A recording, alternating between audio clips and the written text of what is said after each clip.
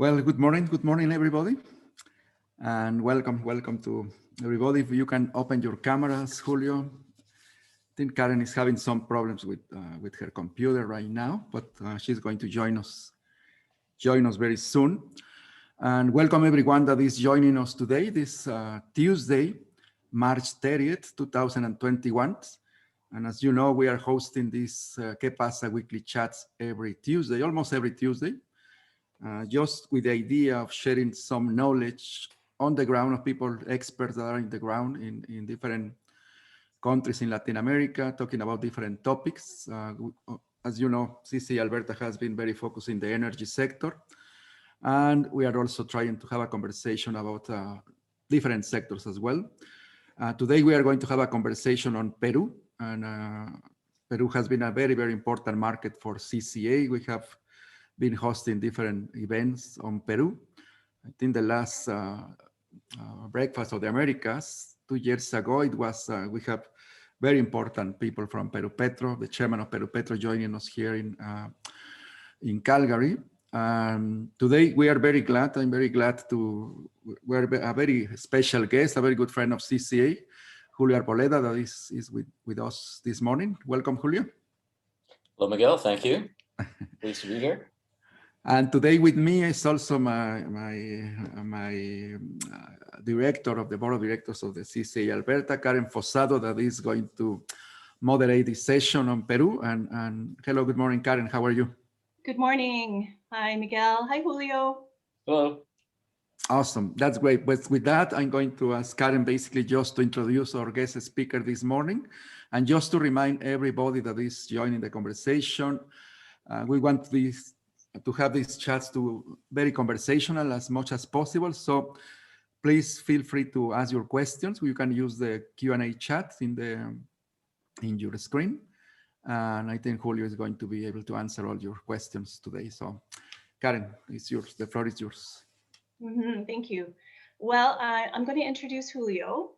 Julio Arboleda Ramirez is an international business and oil and gas lawyer and a compliance and anti-corruption expert.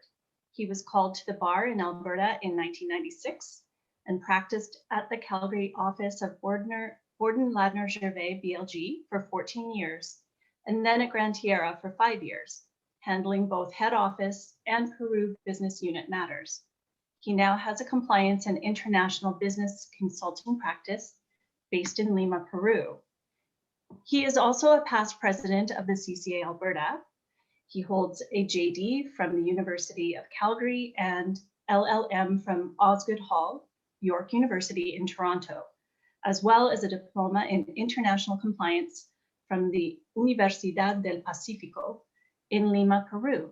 He also competes in outrigger, va'a, canoe, and is a Peruvian national gold medal holder in the V6 open category in 2019. And with that, Julio, I will hand the floor to you. Thanks, Karen. I'm just looking for my screen. Hi, Karen. Maybe you can tell me where oh, here we go. Perfect. Sorry about that. No, that's perfect. There we go. There you go. Hello, everybody. Sorry for that little glitch. The title of the presentation, 3 Presidents in a Pandemic, Que Pasa in Peru, kind of highlights the chaos that we've had in this past year. We've had 3 presidents, a pandemic. We're looking at elections. There's been Vaccinegate. There's public unrest. There's a corruption alert, compliance requirements that are newish. And then all of this, of course, affects the business climate and trade and business opportunities. But before we get started, here's my disclaimer. You're talking to an Alberta lawyer. And yes, I have international and Peruvian corporate experience and a diploma in compliance from Universidad del Pacífico, but I'm not a Peruvian lawyer. And the disclaimer is that in the event you have a legal concern, seek proper legal advice from a law firm that's competent to handle matters that you're facing. And if the matter crosses borders, use a coordinated legal approach. So sorry to start with the boring, but there we go. It's done. So now, three presidents in pandemic is the first thing that we're going to look at. Leading up to the elections, we're going to look at Vaccinegate and the public unrest, and then we're going to go to business climate. That's the way I've structured the presentation. Feel free to ask any questions. If I can't answer it on the moment, I'll certainly get back to you. So what a year it's been. March 2020, Martin Vizcarra is president. That's the beginning of the pandemic, having replaced his boss, the recently impeached President Pedro Pablo Kuczynski. As the pandemic started, Vizcarra enjoyed significant popular support in the 70% plus range for very strict and almost total quarantine measures that lasted months, some of the strongest measures in the world. Having said that, Peru, of course, was and continues to be seriously battered by the pandemic. And then there was a slow, stepwise reopening of the economy that started in approximately August. And as with many countries, there's a stepwise opening, there's a retreat, there's a reworking, a different stepwise opening, but the economy is still under significant constraints.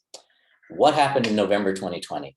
Well, a significant political crisis, constitutional political crisis develops, and Congress deposes Vizcarra. They impeach him for moral incapacity, a term that is not defined in the jurisprudence of Peru. Basically, the reason that Congress put forward was that he lied about the corrupt contracting of an advisor and the resulting cover-up amongst his staff. In the scale of presidents and corruption, it's a small matter, not on the scale of some of the grand corruption that we've seen in Peru or in other countries, but clearly it was the reason or the reason given for something that had a very long history and a lot of conflict before that. The impeachment was highly criticized and of dubious legality. To date, the courts have refused to pronounce themselves on the matter, but more constitutional experts say it was illegal than constitutional experts that support the measures. So highly dubious legality. In that context, Congress, of course, had to install the new president because remember, Vizcarra was a vice president that had taken over from his impeached boss. Congress installs Manuel Merino as president on November 11th. Well, he's a puppet, and almost immediately, notwithstanding the chaos of the country, the pandemic, and the freezing of government functions that happens with the impeachment of a president, he immediately starts to favor private interests of certain congressmen and Congress parties. Well, that enrages the population. Riots erupt, resulting in violent repression, 2 deaths and a number of injured. And you can see that's one of my favorite photographs of the riots. Those are students on the right, and they're protecting themselves with cardboard shields. And the police is firing glass bullets and using firebombs. So the level of repression was quite violent. This enraged the population even more, and millions marched against the perceived dictator. Well, Merino lasted 6 days as president and was required to resign. Then Congress, of course, had a dilemma. They had to replace him with a new president. Well, the agreement between civil society and Congress that eventually gelled was that the new president cabinet had to be from amongst the congressmen that had not voted for the impeachment of Vizcarra, which left a pool of 18. Luckily, in that pool of individuals was this particular Francisco Sagasti. He's an academic by background and a reasonably level-headed individual. There are people for and against him, but he was the president that apparently or needed to be installed at the time, and he immediately took a reconciliation approach and a calming approach as opposed to a scandal mongering approach. So Francisco Sagasti comes in as the transition president on November 17th. Well, he's a transition president because Peruvian elections were scheduled and are scheduled for April 11th. So his mandate clearly was for about 4 or 5 months, with 2 main purposes: to deal with the pandemic and to get us to the elections. So the elections are going to be held this April 11th. Runoff presidential elections, in the event nobody gets more than 50%, will be held on June 6th, and the new president will be inaugurated on July 28th. This, of course, is relevant in any country, and particularly relevant now at this point in time here in Peru. There's candidates on the far left, the far right, and in the center. Here are screenshots of last night's or 2 days ago's poll results from a poll taken from the 22nd to the 25th of 6 of the top 18 presidential candidates. And a really quick scan shows that it's far too close to predict who goes to the second round. Johnny Lozano, the top candidate, is only slightly ahead of the next 4 candidates, who are all technically tied because they're within the margin of error of the poll. So really, really close, with really diverse and in some instances even polarizing electoral offers or positions. And 20% of the population is undecided. So it's anybody's guess what's going to happen. But what's relevant and what is known is that the future business climate will be determined by the new president. Now let's take a step back to a rather unique current event, and that's Vaccinegate. And it ties with the public unrest, and it's going to tie with the business climate. Sinopharm, which is the larger or the more known of the Chinese vaccine manufacturers, carried out their phase 3 vaccine studies in Peru from mid to late 2020. And at that point, it was a sense of pride. You recall that was earlier in the pandemic, and while the country and the economy were chafing under the constrictions, Vizcarra at the time enjoyed public support for the strict quarantine measures. And there was even a sense of pride in Peru that Peru's vaccine industry was helping deal with the pandemic. It's one of become one of the showcase industries here in Peru. And there was a sense that would put Peru in a very good position in order to get vaccines when they became available. Well, as would happen in Latin America, as would happen in a Gabriel Garcia Marquez novel, nothing is ever simple and nothing is ever uncomplicated.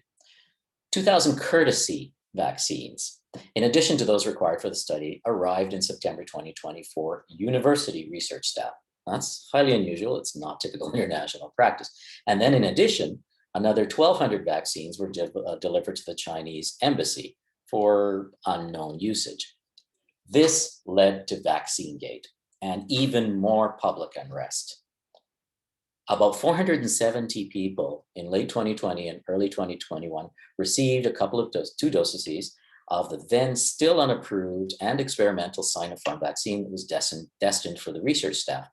And those people included the then President Vizcarra, the new Foreign Affairs Minister, Elizabeth Estete, Pilar Mazzetti, the then Health Minister, she was Health Minister under both Vizcarra and Sagasti, decision makers and negotiators from External Affairs, as well as the Health Ministry that were negotiating the Sinopharm purchase contract, as well as other vaccine contracts, numerous other government officials, and assorted family and friends.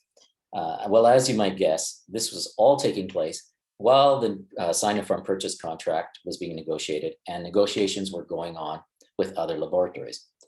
Surprisingly, perhaps coincidentally, the Sinopharm contract is signed, and there's a surprising lack of progress with other vaccine manufacturers' contracts.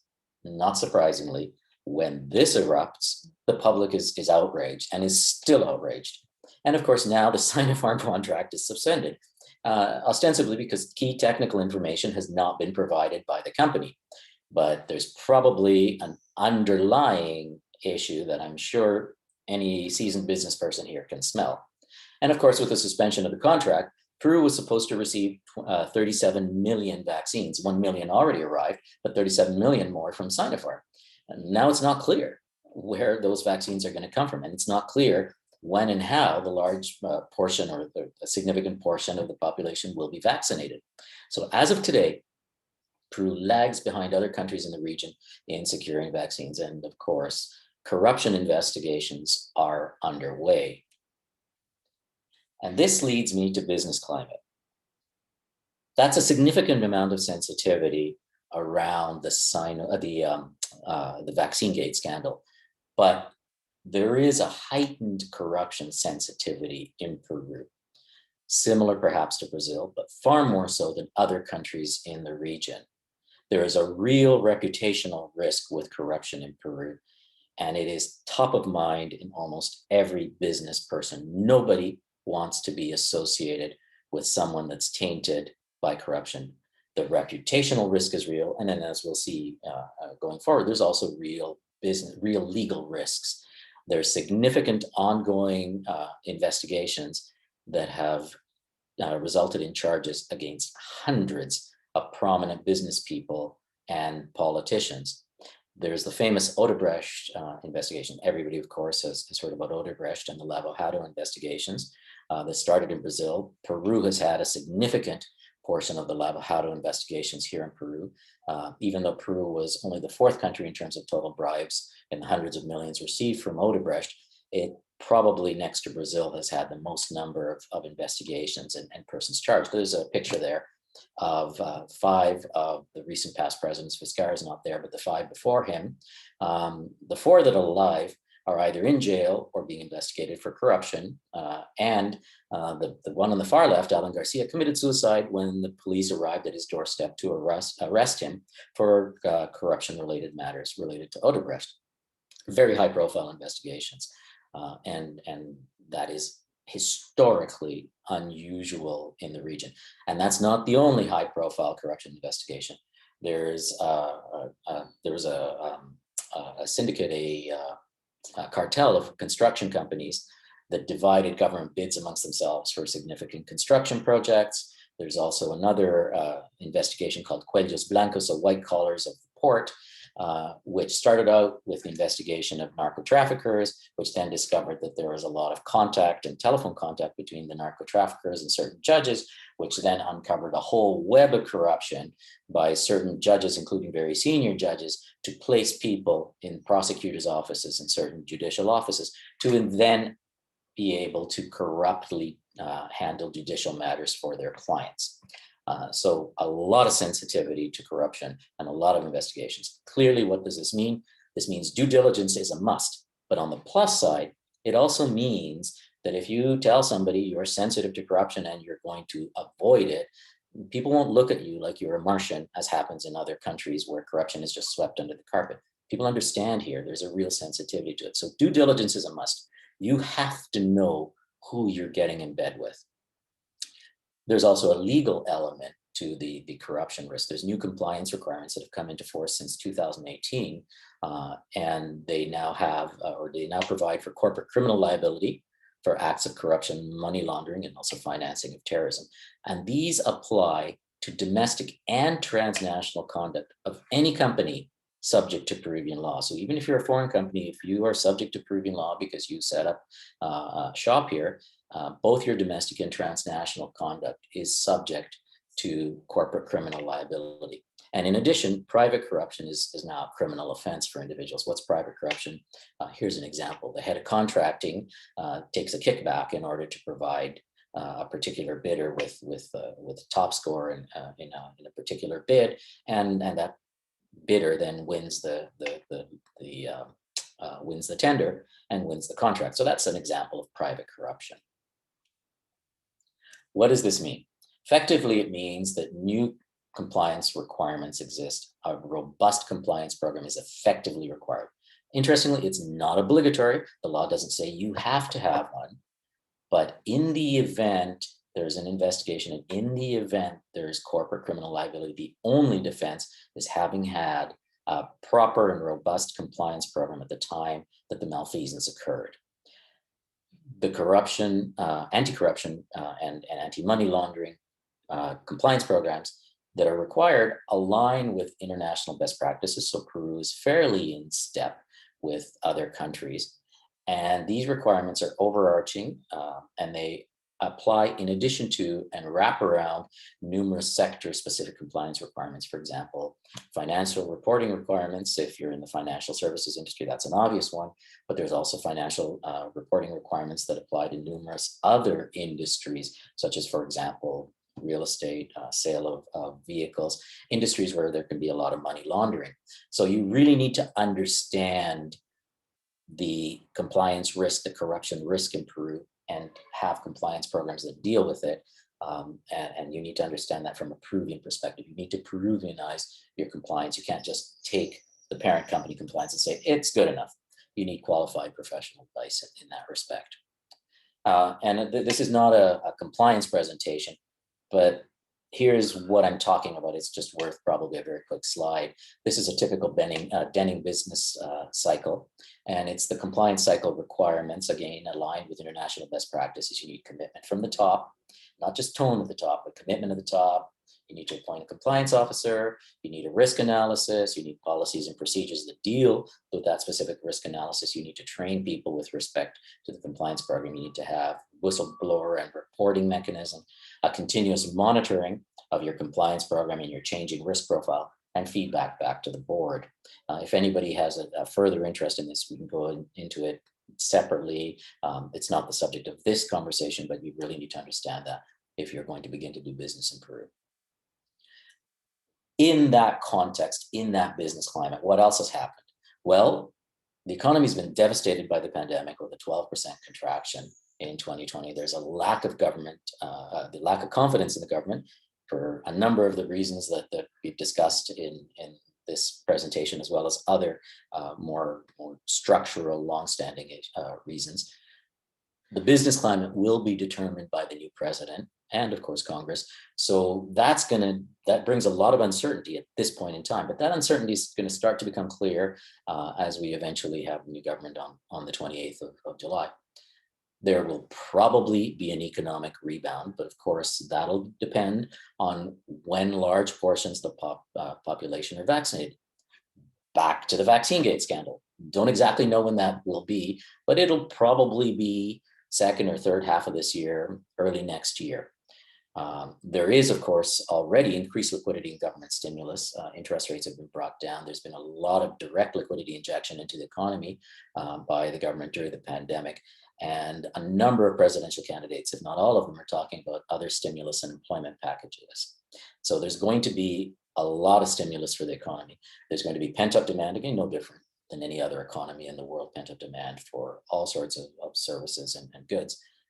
There's also now a recognition of infrastructure gaps. Things have become obvious because of the pandemic. So there's a desire on behalf of a number of the government candidates to deal with those infrastructure gaps. And what are the predictions? The World Bank says there will be economic growth of 8.2% in 2021, and the International Monetary Fund suggests a 5.2% growth in 2022. So starting now to look at what opportunities there are. It's nice to know a bit of a statement that as Canadians we come to take for granted, but is actually really important. Canadians are well received in Peru. Canada is a respected country, and those that are familiar between the differences, with the differences between the US and Canada, actually view Canada very, very well.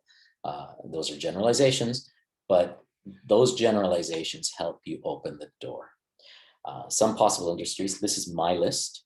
And of course, ultimately, a broad list is good in general terms, but you need to understand what's relevant for your sectors.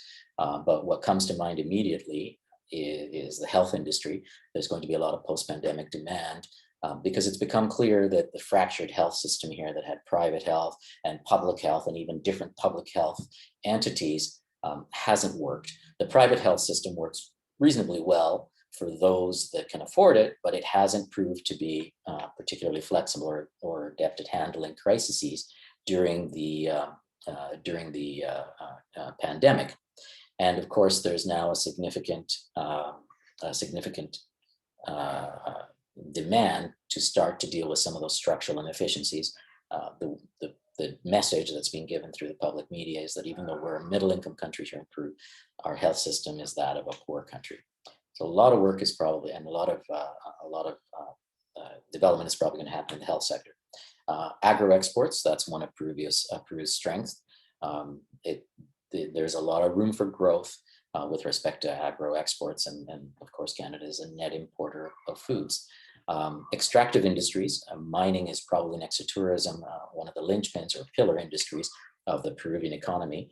And of course, talking about mining concessions or even oil and gas concessions is a whole different sort of business climate and risk than services and equipment.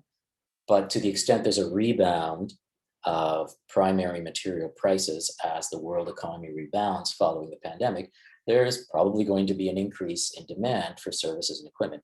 And of course, knowledge industries, this is not new to everybody, but just pointing out that Peru, same as most other developed or developing or developed economies in the world, is going to have a significant demand for knowledge industries because the pandemic has accelerated a number of structural changes in the way business is done. And the implementation of those changes is going to lead to demand for knowledge industries. There's something else that's worth keeping in mind if you're looking at Peru. Peru is a member, along with Chile, Colombia, and Mexico, of the Pacific Trade Alliance. This is a significant agreement that recently celebrated its 10th anniversary that has as its goal the free mobility of goods, services, and capital and persons between these four countries. And of course, it has a number of countries that have observer status, including Canada. That's a particularly ambitious goal. It's very similar to the European Union.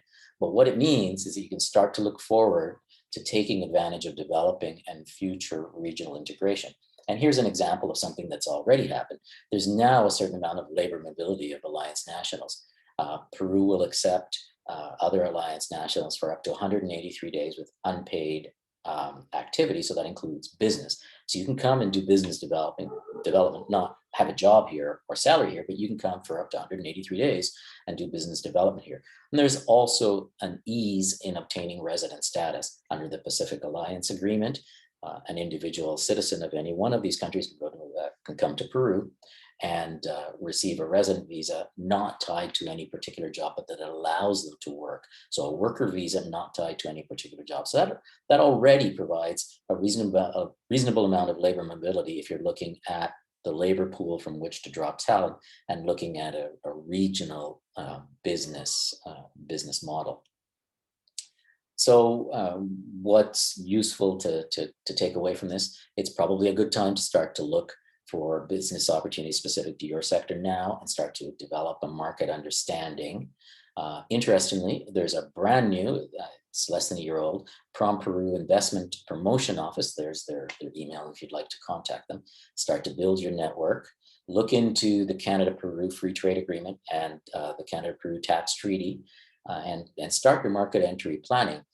These are matters that I've seen over the years when I acted for Canadian clients.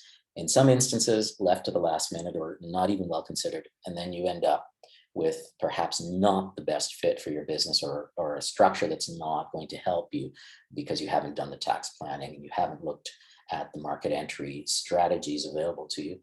And conversely, other clients take it quite seriously and that ultimately helps their long-term business goals.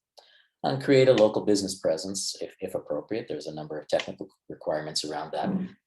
With respect to when you're deemed to have a local business presence and domicile and subject to Peruvian law. You need to know all of that.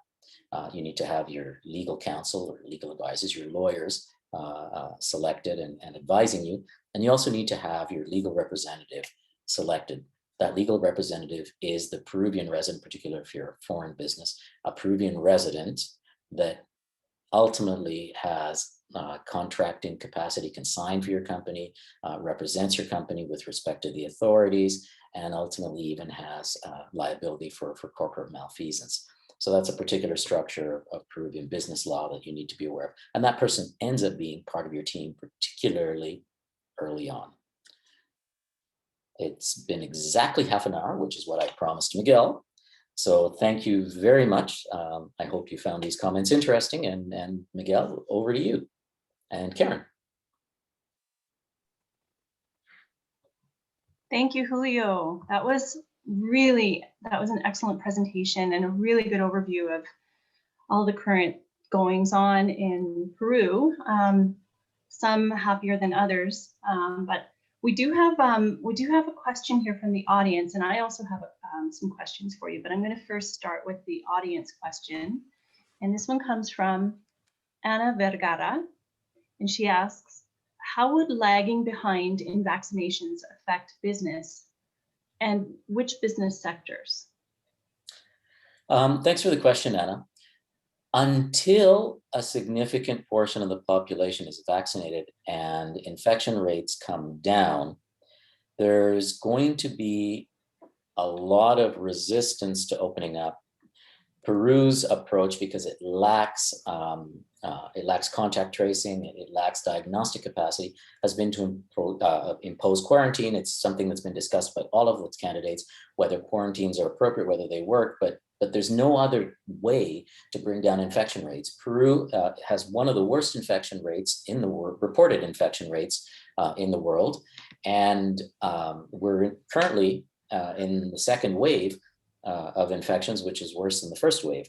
So the quarantine measures that get imposed restrict economic growth and activity. Remember, 12% contraction in the Peruvian economy in 2020. And until the pandemic is dealt with, the economy can't be dealt with. Those people that say it's the pandemic or the economy, in fact, don't have the big picture in mind.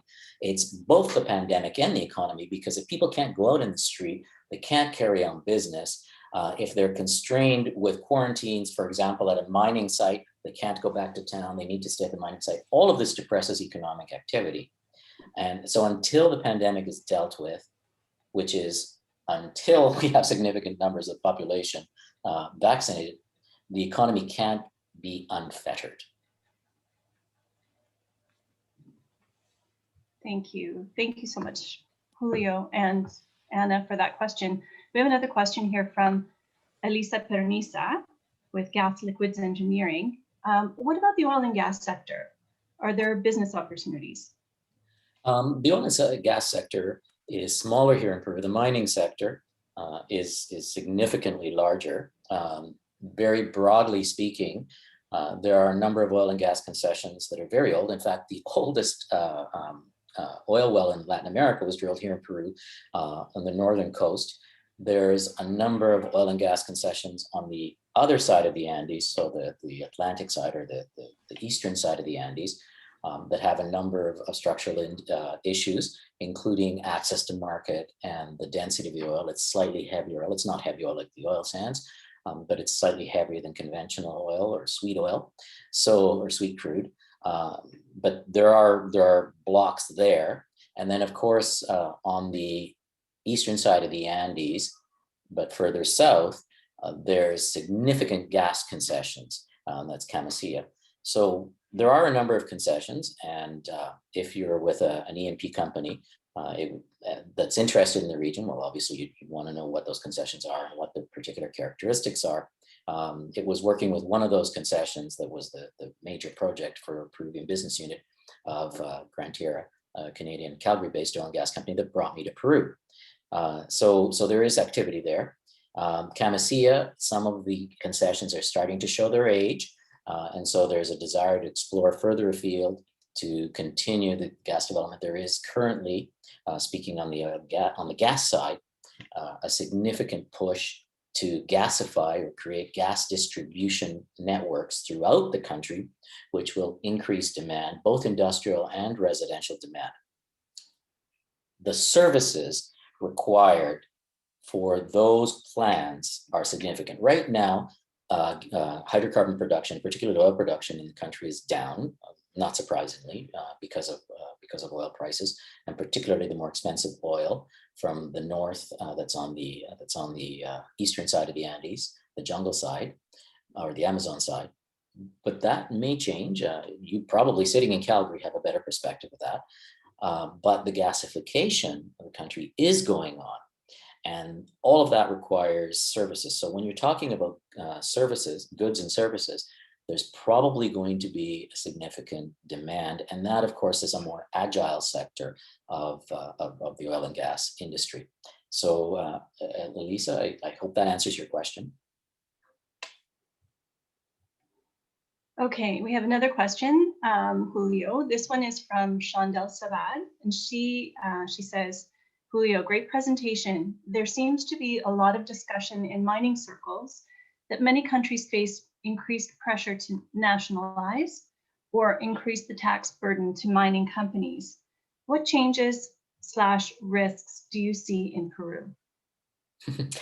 Wonderful question, Sean. That has been discussed by a number of the candidates with respect to the tax burden and mining companies paying their fair share, particularly the candidates on the left. Whoever is elected president, the new president, and to some degree the Congress, will determine the business climate. The most well-known far left candidate is Veronica Mendoza, and she's already said she'd like to nationalize the gas sector. She pulled back on that rather scandalous election promise somewhat, and she said, no, let's work together and ensure that the gas stays in Peru. either way, somewhat alarming comments. So that's in terms of gas. Nobody has said that with respect to mining. None of the candidates, I've not heard that. But there is an underlying theme to ensure that companies pay their fair share that's been discussed by a number of the candidates. And there is also an underlying theme of paying due respect to the communities where mining projects exist. There is a history in the last 10 years of conflict in a number of significant mining concessions in the country, not all of them, but a number of them. And Peru has a fairly robust communicate and consult approach with Aboriginal communities and with their communities, interestingly based partly on the Canadian model. And so that consultation obligation is very important for any sort of a mining or oil and gas project.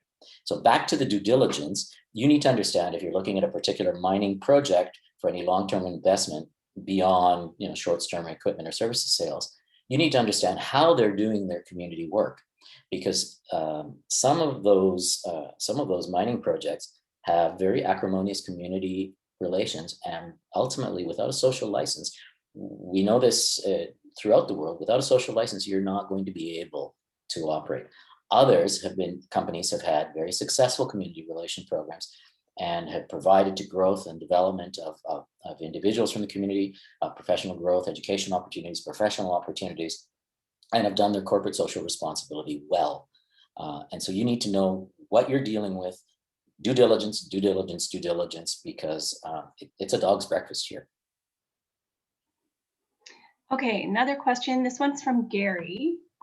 Julio, what is the best way to find an affordable and credible legal representative? So far, I've only found law offices, so this seems to be quite an expensive endeavor for day-to-day operations. Interesting question. You understand then that the legal representative is not your lawyers. There are individuals that, such as myself, that would be willing to become legal representative for a business where there's a mutual interest and a mutual admiration. Why do I say that? Because businesses here require, according to Peruvian business law, a legal representative that's resident in the country. And so if you're a foreign business, you need to have someone that is, particularly early on, an important part of your team, resident here in Peru. That person is the person that is the face of the company, answers to the authorities, is able to sign contracts, of course, and carry out a number of corporate functions. Of course, that's determined by your contract with that representative. But in general, that person is the person that acts for your company and needs to be a resident. And interestingly, also has joint liability for corporate malfeasance, including criminal liability and including tax liability. So that relationship is highly important. There are typical fees that you'd see from a business, from a legal representative. Those are what they are. But having said that, those fees should vary with the activity of the company. So early on, those fees should be lower. Typically, it's lower. Typically, it's a monthly fee, a monthly retainer, and whatever's required is required. It is a cost. And then, of course, as the business grows, as the complexity grows, and as the time dedication or time requirements grow from the legal representative, that legal representative is going to increase their fees accordingly. You can't operate without it. Great. Miguel, do you see any other questions from the audience? Yeah, I see one here from Jack Archer. What is the status of the Southern Peru gas pipeline?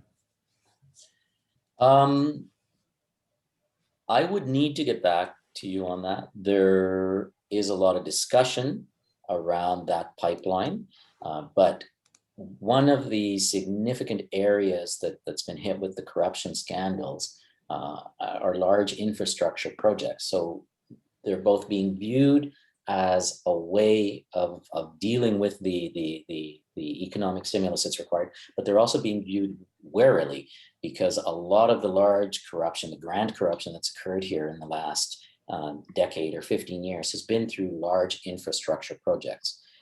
If you want something a little bit more specific, I'd be happy to get back to you on that. Thank you, Julio. And I think, Karen, you prepared some questions as well. Maybe I think you have some interesting questions. Maybe you can touch on that. I do. Julio, when I was looking at the slide presentation, the one that you have that talks about the 6, I believe, of the top presidential candidates, and one of them is Keiko Fujimori. And so I'm curious what her relation, if any, is to former President Alberto Fujimori, and if there is a relationship, how will she differentiate herself from that negative legacy of Alberto? You've touched on a Peruvian idiosyncrasy. Everybody in the outside world looks at the Fujimori name and recoils. That's not the case in Peru. There is a difference inside Peru, partly as a result of a media bubble. Albertans know all about media bubbles. What you hear in Alberta is not necessarily what you hear in Vancouver. That exists here in Peru. Alberto Fujimori's legacy as a dictator is a complex one, and there are a number of people that appreciate what he did. You might recall in 1999, there was a 6-month siege and hostage taking in the Japanese ambassador's residence, and Alberto Fujimori was responsible ultimately for the attack that liberated the hostages, and in the process killed or captured the high command of the terrorist group Sendero Luminoso, or Shining Path. He broke the back of terrorism. There are a lot of people to this day that are thankful for that, because you couldn't go downtown, you couldn't go to the business neighborhoods without the worry of being killed by a bomb. And so given that level of distress and civil war, people are willing to overlook human rights abuses and significant corruption and significant dictator abuses, so democratic abuses, because he solved the terrorism problem. Another aspect is that he created a lot of infrastructure projects and took the time and effort to help grow the infrastructure of the state in rural areas. So a lot of rural voters don't forget that. They had nothing prior to Alberto Fujimori. And I'll never forget a conversation that I personally had with an indigenous person in an indigenous community close to Puno, Lake Titicaca. And we were talking about electricity. She lives on an artificial island in the middle of Lake Titicaca, as her people have done for centuries, but she had electricity, and I happened to comment on that. I said, "Oh, do you have a generator?" And she said, "We have electricity because Alberto Fujimori gave us electricity." And that conversation was a couple of years ago when I first went to Lake Titicaca. That sort of legacy has a lot of weight. And so what Keiko has done, she's the daughter of Alberto Fujimori, who interestingly acted as first lady when her mother was unable to do so. So not only does she have a legacy, she was there, she was part of the Fujimori regime. She's very adeptly tried to capitalize on that, minimize the corruption abuses. She's currently one of the persons investigated in the Lavajado investigation because she received millions, or her party received millions from Odebrecht. And that, of course, is money laundering, because she didn't say campaign contribution from Odebrecht. Rather, they tried to hide it by creating false donors and small amounts here and there in the tens of thousands of dollars, all of which has become discovered. And of course, that's money laundering, which is a standalone criminal offense. So she's already been in jail in preventative detention for a number of months. She's been freed from that, but those cases are pending. So she's managed to distance herself a little bit with the Fujimori era corruption by saying she's clean, she's never taken any corrupted monies. She's a very skilled politician and a very skilled communicator. So she's trying to distance herself from the negative legacy in that respect. And she's trying to build on another positive during this election campaign. A number of candidates are calling for a new constitution because the succession of political crises, and are pointing at the constitution saying it hasn't helped us. And that's true. For example, the impeachment of President Vizcarra was because the constitution is not clear as to when Congress can impeach the president. What's moral incapacity? Well, what she said consistently is that yes, but having said that, the current constitution, which was promoted and written by Alberto Fujimori in 1993, is responsible for the economic prosperity of this country because it enshrines a free market model. So she's come out and created a negative into a positive, like a very skilled politician, and said the economic growth and prosperity that this country has seen in the last 20 years is because of the Fujimori constitution.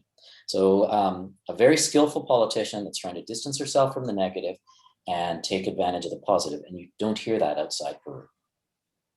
Having said that, she also has the largest anti-vote of any of the political candidates, but she is in that group of four. You'll recall the slide showed one slightly ahead and then four that are in a technical tie because they're within the range of error of the polls. She is in that group of four, or perhaps the fifth. I'd have to look at the slide. Maybe she's the fifth. But the difference between her and first place is about 3% or less. So she's done a fairly good job. She has an anti-vote that may ultimately prevent her from becoming president. She's run 2 times previously. She's almost succeeded, but hasn't. But on the other hand, she's there with the other candidates. So a complex, polarizing figure. And just one last point. I mentioned that the previous Congress had deposed Vizcarra back in 2020.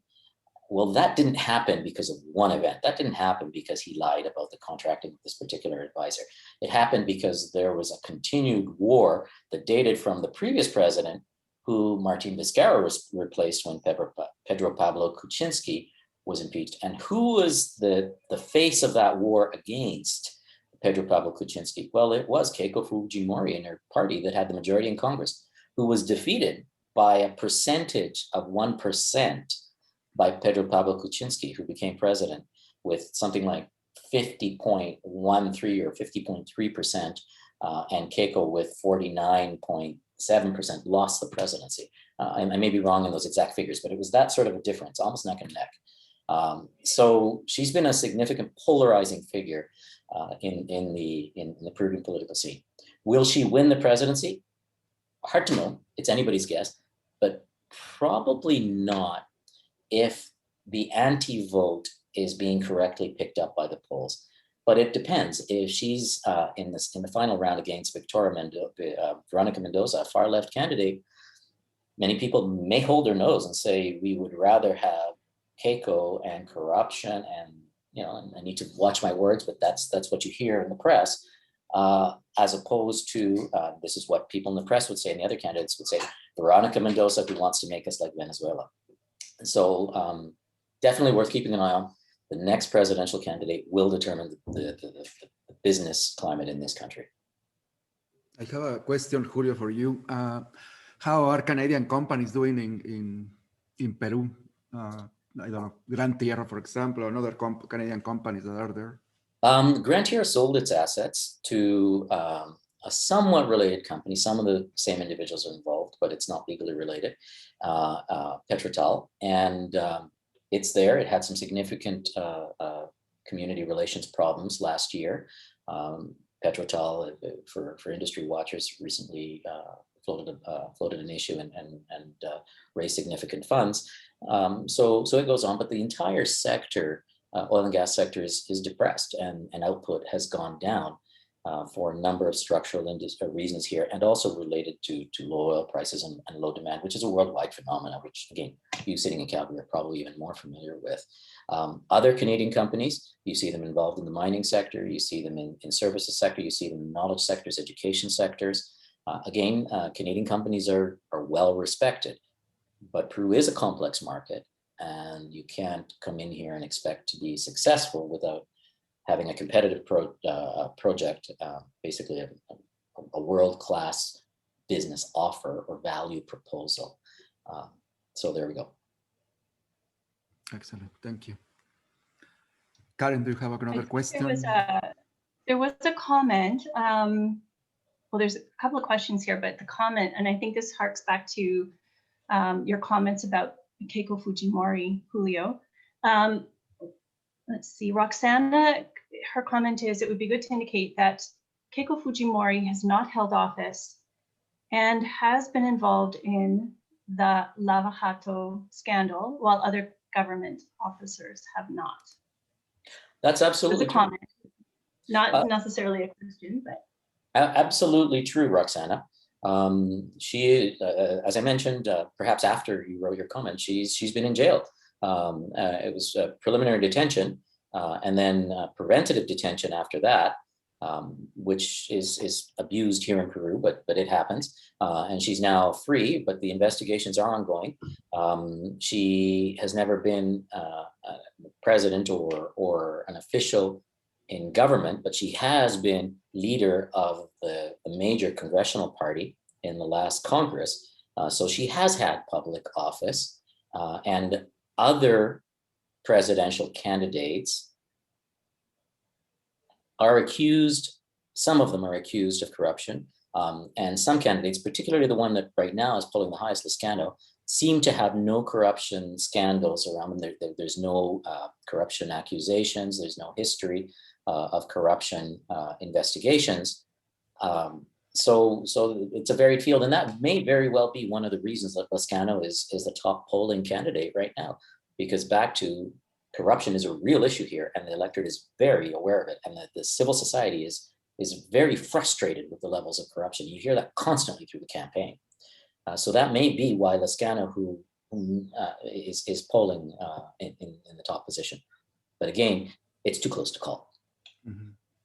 I have a question here from Curtis Ebert. We are seeing longer and longer timelines through the world with respect to getting permits, whether it's PSC, seismic, or drilling. How is this in Peru? It is. It is one of the issues when you're dealing in Peru. There's a significant amount of bureaucracy. It's not the worst in the region. Other countries would possibly, in the minds of companies that operate in the region, be more complicated and be more time consuming. But certainly compared to Canada or the US, it's more complicated and time consuming to obtain permits here. So you need to have someone responsible for your permits. Just to how do you deal with it? You need to very carefully do a strategic plan of all the permits and do basically Gantt charts and three-dimensional flow charts of which permits are required when, which expire when, and which need to be renewed at what point in time to make sure that the whole puzzle works.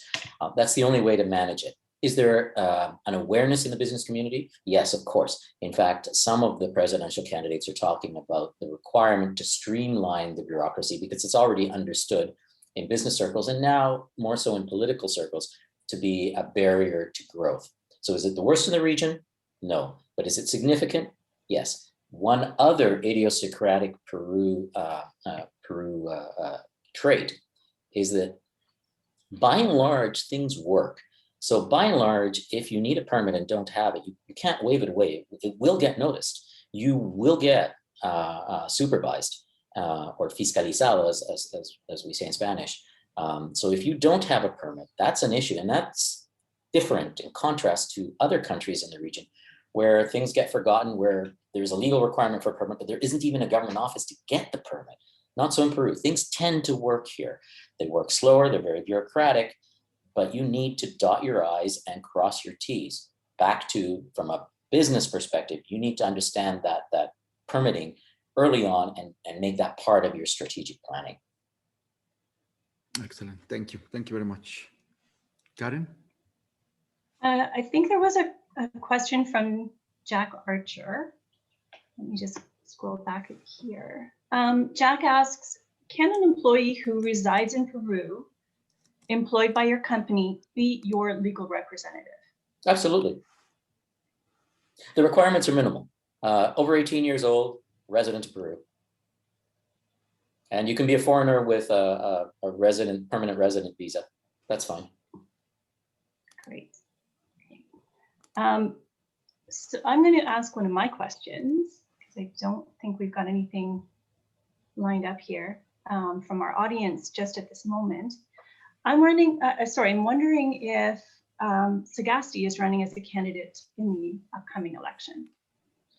Sagasti is not running, and part of civil society accepting him as the interim president when he was appointed was him saying, that he's not running because the previous puppet president, Marino, the civil society thought that it was a coup and an attempt to grab power. Particularly in his first days in government, what does he do? He unwinds a number of decrees and judicial measures that directly favored certain economic interests. So people viewed it as a coup for the benefit of private interests and a handful of corrupt politicians. So Sagasti gets appointed, and part of the informal agreement with civil society, and it really was an exercise in democracy. Civil society had a voice. In those days, different people channeled the voice, but the message, the main messages were clear, and Congress had to pay attention. So part of the part of Sagasti's appeal was that he's not going to run again. So he's not running. Interestingly, the party that he came from has been hammered in the polls because they've been unable to separate themselves from the perceived inefficiency of the current government, Sagasti's government, in negotiating sufficient vaccines for the country. Is that Sagasti's fault or his administration's fault? Probably not. Did he ask for Vaccinegate? No. Are we in the same boat as many other countries struggling to get vaccines? Many other countries, including Canada. Yes, but that has affected, fairly or unfairly, the party that he came from, and the presidential candidate from that party, Julio Guzman from the Morado or Purple Party, doesn't even figure in the top 6. Super. Do we have any more questions from the audience? I think we have one here, and we have just 1 minute left. Probably, yeah, it's one from Geoff Martin. Where is the country moving with renewables potential? That's a nascent industry here in Peru. There hasn't been a lot of attention. I think I'm safe in saying there are no wind farms. So there is no wind turbine energy. I've heard mention of geothermal, but I'm not aware of any project having received any significance. So I'm not aware if the talk that I'd heard about actually has resulted in any sort of geothermal. Right now, the country, with respect to its energy needs, is focused on natural gas exploitation. You certainly can have a perspective on whether that's good or bad, depending on your perspective in climate change. That's a whole separate discussion. But from a purely business perspective, well, it means 2 business opportunities. One is with respect to the increasing and projected increase in demand in the gas sector, but the other is with respect to the niche that's pretty much a greenfield niche for renewable energy. And there is an environmental consciousness in Peru. It may not be as systematic or entrenched as in other countries, but civil society and the business community is aware of environmental issues. So if you have a value proposition in renewals, you have an open field here. That's the way I would look at it. Excellent. Well, it's 11 o'clock, and just to I would add, electricity here is as expensive as it is in Alberta, even though the economy has about 1/3 of the efficiency. So there's a market niche.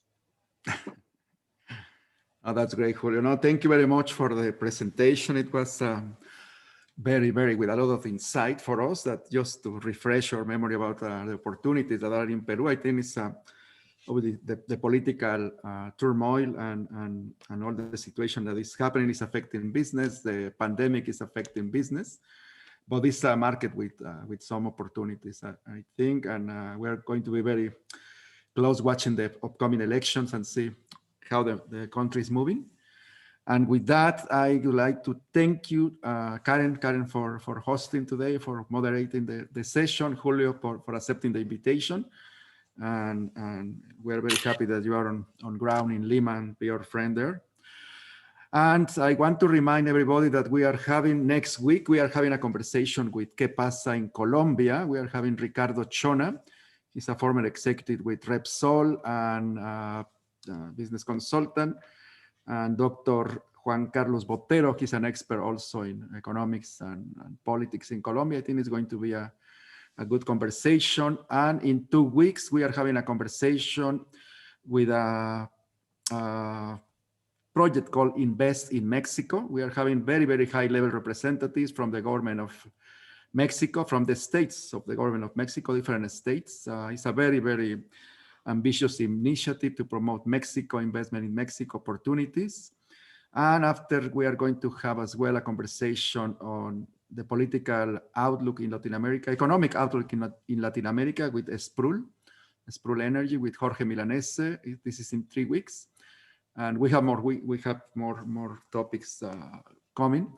And also very quickly, we are planning basically to have a better platform, basically to create more conversations and one-on-one meetings, because we know that networking is very important. So just stay tuned, and thank you for following us here. Have a great day, and thank you very much, everybody. Adios. Thanks, Miguel. Thanks, everyone.